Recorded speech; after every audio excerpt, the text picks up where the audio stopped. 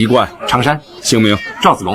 为何要参加义军呢？想尽点力，希望太平以后能有个家。你觉得我们会赢吗？我相信命运在自己手中。谁也不会想到，眼前这个无名小卒日后竟会成为名垂青史的常胜将军。彼时天下三分，战乱不断，百姓流离失所，生活在水深火热之中。为了在这乱世中一战成名，也为了能还天下一个太平，赵子龙便投靠了刘备的部队，做成了一个搬砖小卒。没多久，他就在部队中结识了一位名叫罗平安的大哥。别看罗平安能力不强，梦想和野心却比一般人还要大。他说男子汉胃口要大，梦想也要大，还送给赵子龙一张地图，说等他们把这一圈全打下来，就能创造一个太平盛世。罗平安的豪言壮志深深刺激了赵子龙，他也暗自发誓要有所作为。几天之后，曹操派出了1万魏军攻打常山，而常山驻军满打满算才只有区区1000人。更令人不解的是，刘备只派了1人前来增援。看着魏军送来了一整箱鲜血淋漓的人饵当做攻城宣言，常山驻军上下顿时人心惶惶，唯独增援的男子毫不慌张，嘴里念念有词地说到自己弹指间便可大败1万魏军。曹操熟读兵法，但生性多疑，他的1万魏兵本可日行100里，可现在一天只行30里，足见他心有顾虑啊。曹贼他还有什么顾虑？他怕我军中的一个人。谁啊？主公的军师啊。诸葛亮。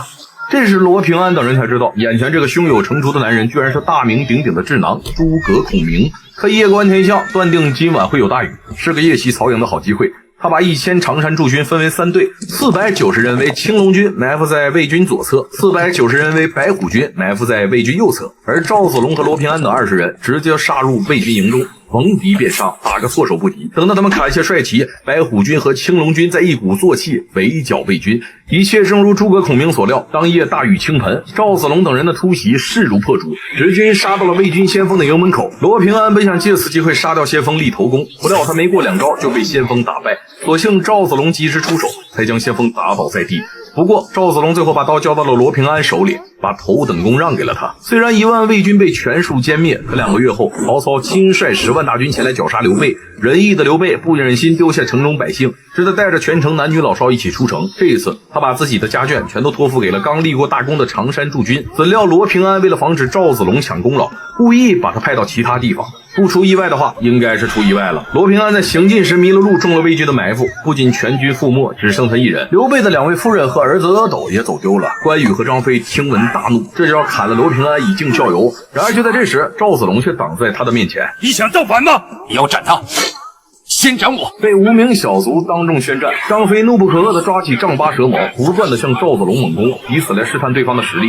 谁知赵子龙不费吹灰之力便躲过他的进攻。而就在这时，张飞突然注意到赵云和自己搏斗时所用的武器竟是枪霸，他当即认定对方是在挑衅自己，于是愤怒的他再次发起攻击。没成想赵云仅一眼就发现了他的弱点，紧接着迅速进攻将他击退。张飞脸上有些挂不住，手中的攻速越来越快，直至下一秒关羽却拦下张飞。原来他也想要来会会赵子龙，怎料赵云1打2还是毫不逊色，每个回合都能轻松将2人制衡。一旁的刘备见赵云刀法如此猛烈，便出面调解争端，而赵子龙为了替好兄弟罗平安将功补过，便毛遂自荐，说要救回阿斗和2位夫人。刘备一听顿时大喜，便把自己的战甲赐予子龙，还让关羽和张飞帮他杀一条血路出去。很快赵子龙找到了还有一息尚存的阿斗，但很可惜刘备的2位夫人都已经死去。愤怒的子龙当即把阿斗护在背后，随后便冲着魏军杀了过去。曹操见他有万夫莫敌之勇，便下令不许射杀，只许生擒。再加上赵云武功高强，英勇无双，竟真的在魏军之中踢进其出，甚至还一路杀到曹操面前。若不是曹操凭借青钢剑挡着攻击，赵子龙这就该擒贼先擒王了。来将可留性命，常山赵子龙，赵子龙终有一天会抓到你！看谁的命长！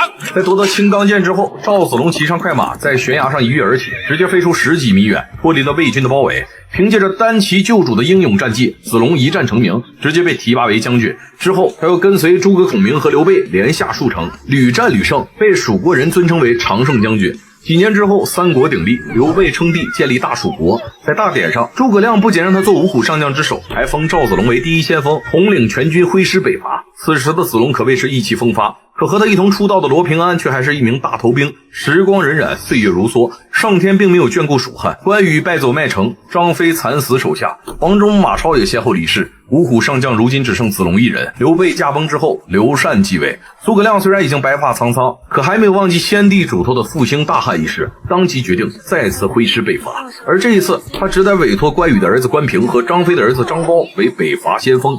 可关平和张苞都是年轻气盛，建功心切，两人谁也不服谁，眼看就要为先锋之位大打出手。就在这时，已是花甲之年的子龙赶到现场。别看他年事已高，气势上却丝毫不输关张二人。老将自随先帝大大小小数百战，从未败阵，今出兵北伐，岂可无我？看着身为一代英雄的赵子龙白发苍苍，诸葛亮本不想让赵子龙出征，可他却誓要为刘备鞠躬尽瘁。无奈之下，诸葛亮只好委托他为先锋大将，并在临走前给了他2个锦囊，一个让他在行军的第1个路口打开，另一个则在他被逼到绝路后打开。常山赵子龙领命。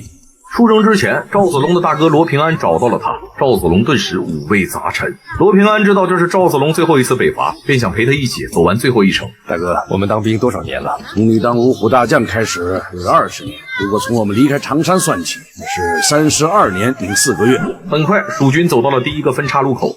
子龙打开诸葛亮的锦囊，竟然是让他和张关二人兵分2路，双方在此分道而行，可以偷渡魏军的边防，等到了6郡再合兵一处，同取6郡，平定中原。然而赵子龙还没刚走多远，就遇到了魏国大将韩德。蜀国五虎大将赵子龙在此，守备们给我让路！五虎大捷啊，很多年前的事了。赵子龙，你真不知死，这战场还属于你吗？还不快滚回去，抱着你的常胜将军牌坊吧！对此，赵子龙没有用言语回应，直接一人一起走了上去。韩德本想派自己的儿子拿下子龙，不料子龙以一敌4，直接团灭了他4个儿子。怒不可遏的韩德当即下令放箭，为了保存兵力，赵子龙只得退守鸡鸣寺，而这也是他单骑救主梦开始的地方。这时走投无路的赵子龙打开了第2个锦囊，这时他才知道，原来这一切都在诸葛亮的算计之中。他之所以要冒着危险兵分2路，就是为了让子龙当诱饵，吸引魏军主力，以便让关平、张苞攻取6郡。只要赵云能撑过3个时辰，待到关平、张苞攻下6郡，一定会来支援赵子龙。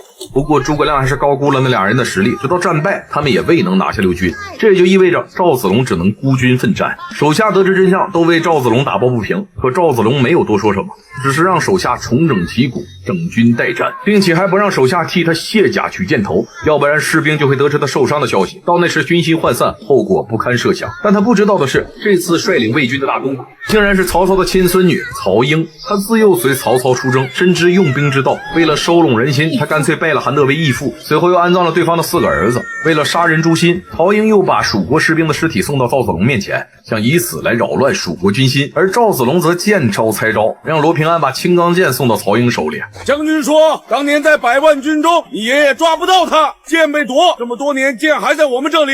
今天将军替你爷爷来奖励你，小心用兵啊！好在2军交战不斩来使，罗平安这才算捡回一条命。可被惹怒的曹英直接来到阵前宣战，说要和赵云来一场1对1的较量。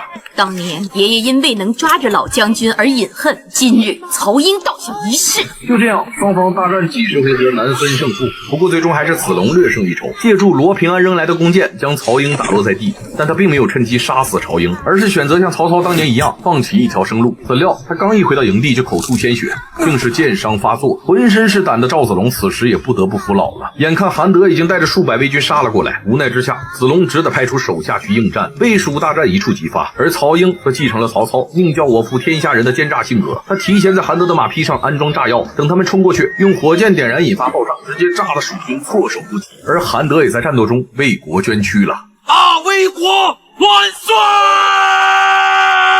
此时赵家军只剩罗平安和赵子龙2人，而罗平安不忍心再看到赵子龙战死沙场，便承认自己就是魏军的内奸，是他为了名利出卖了赵子龙，这才导致魏军对蜀军的行动了如指掌。当兵比你早，一直都管我叫大哥，我得到却比你们任何人都少。你有将才，可以勇往直前，我罗平安几十年只能原地打转，一事无成。